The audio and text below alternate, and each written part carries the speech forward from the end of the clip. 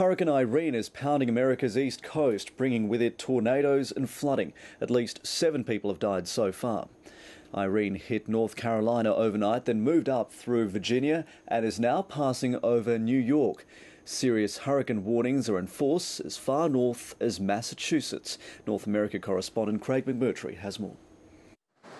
Irene made landfall just south of the Outer Banks of North Carolina, bringing pounding seas, sheets of driving rain and miserable conditions along America's eastern seaboard, weakening slightly to a Category 1 storm at 800 kilometres across and with gusts of up to 140 kilometres an hour. Officials warned against taking the giant hurricane lightly. Irene remains a large and dangerous storm.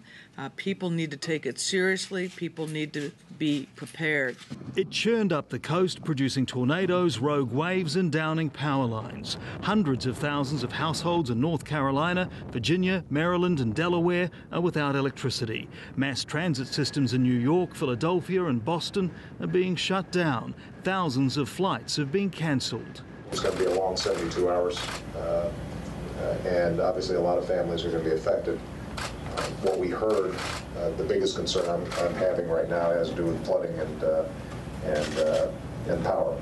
With predictions of a 3 to 4 metre storm surge on high tide, city officials ordered the evacuation of more than 2.5 million people from low-lying areas. More than 300,000 of those are from New York. Staying behind is dangerous. Staying behind is foolish and it's against the law. And we urge everybody in the evacuation zone not to wait until there are gale force winds and driving rain to leave. But not everyone is heeding his advice. We'll be here. No need to go out. No place to go. Every place worse. We're thinking of going to Westchester. It'll be worse there. It's going to be cool here. But the mayor says this is an evacuation zone.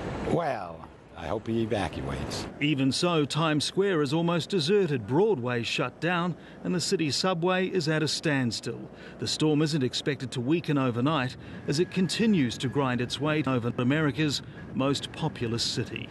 Craig McMurtry, ABC News, Washington.